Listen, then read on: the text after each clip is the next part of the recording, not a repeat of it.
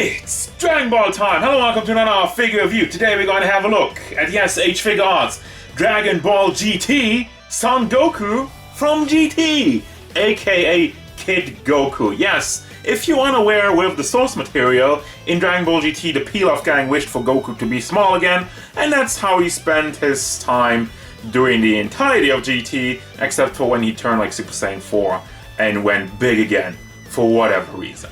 I always like this design of the Kid Goku, even though, you know, they have the GT Gi, which, like, the yellow and blue is kind of random, but hey, I'm a sucker for good old Goku, even if he is a kid. So, let's have a look at the figure. This guy is hella small. How small? Let's have a look. Size of the Goku. He only stands at about roughly 7 centimeters to the top of the head, and if you're going to the top of the hair, that would be 9.5. For your inches, that means he's going up to roughly 3 inches to the top of the head, maybe a little bit more, and like 3.7 to the top of his spiky hair. Size comparisons. Here's Jolter, the SH Figuarts Songoku, Krillin, GT Vegeta, and then I took a group shot with the other Gokus, and another one with Gohan and Kid Chi-Chi, and Darkseid. It's another Goku! Dum dum da da da da da da da. I keep having the song in my head. Sorry, I had to get this out. So we do have GT Goku over here. Overall look and detail of the figure. First and foremost, I mean, the face sculpt looks amazing. Recently, for a while now, I feel like SH Figuarts really has been nailing it in that department. Also got a bunch of detail in the hair, and this one is also really spiky, like freaking hell. We know about Goku and the spiky hair, but this one is super spiky. Got the nice smile on there with the huge eyes and the lines under the eyes. Everything is so clean, and it goes for the rest of the figure. Now, of course, there's not really that much going on as you look at the figure. We don't have a tail yet, so we don't have that version, the later version of Goku in GT, but as far as figure goes, I love how solid this figure is, especially considering how tiny it is. You know, often we have trouble with that, also like articulation wise. I feel like they've done a really good job delivering a figure that can fits in your palm. So the Payne on there is also very nicely executed, and also this one's not as expensive as like some Bandai Premium. Blue, we got the more shiny part of the joint in the back, which does take out just a little bit, but you don't really see that, and that was my phone, excuse me for that. And then we got the belt, which the paint on there doesn't seem to cover it up completely, and I think they just molded the entire blue part over here and then painted it with the white over it. I still think it looks nice how it is a little bit more shiny than the rest of it. Now, of course, the shiny belt doesn't really make sense, but in terms of a figure, it does stand out in a nice way, I feel like. Then we go down to the yellow pants with the molded detail on there, and the shoes with some more white also. Yeah, they just painted over it. We do have some bleeding on this side, and it doesn't fully cover up the lower half on the other side. So, you know, there is some small issues with that also on the lower half, on the sole of his foot, on the shoes, but you're not really gonna see that, well, unless you put it up. But anyway, overall, he looks good. As far as the articulation goes, they didn't overcomplicate things. And that's, I feel like, the most important aspect of this small character, to leave him looking like this without having too much crap going around and still achieve some good articulation. So first and foremost, we do have the head sculpt, which does move back and forth quite nicely. Also tilts side to side, super duper nice. And then we also have the neck articulation, so you can pull that forward to the back, and again, bring it all the way to the side, and you can rotate the head, obviously. For the shoulder, let's see, you do see some of the inner workings of the figure.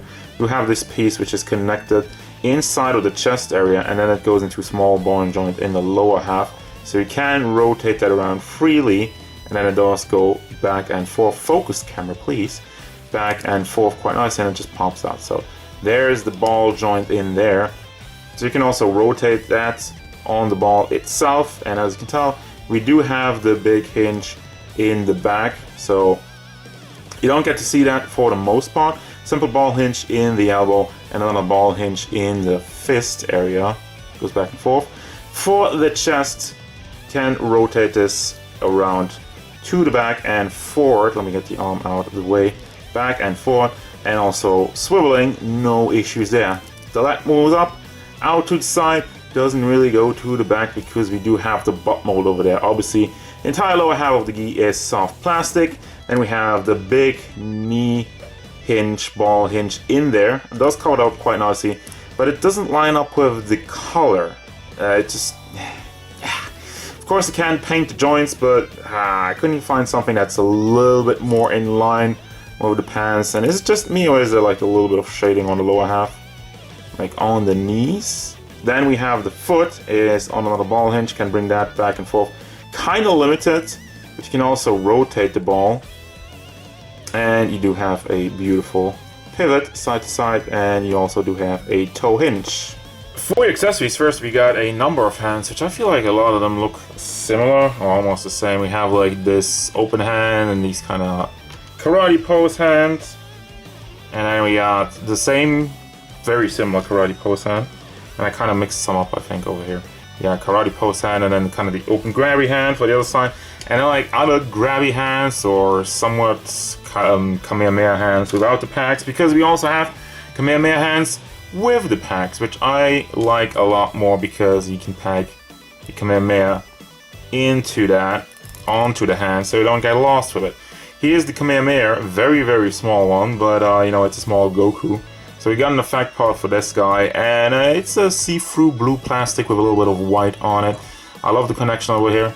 And also what's different and what's new is that the energy beams that come out of it are on ball joints. So you can put it into your own pose as you like it, which I think is a cool idea.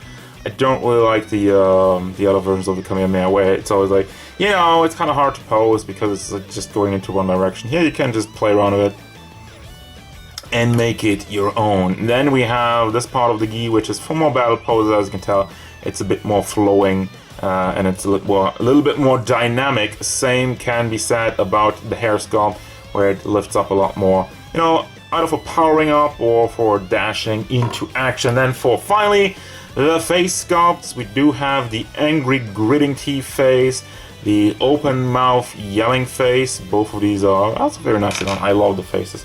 And finally, we do have the face where he gets serious.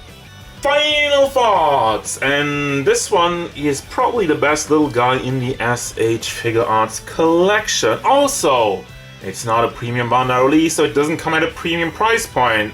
A lot more affordable for the little Goku. Now, the only issue somewhat is the inconsistency of the paint. We have a little bit of bleeding, not really covering up the belt part, but that's about it. Those are tiny issues on a tiny figure. We got a lot of hands, really, and I'm also very happy with the face sculpts. I think like the variety is great, and it's executed that well. Holy crap.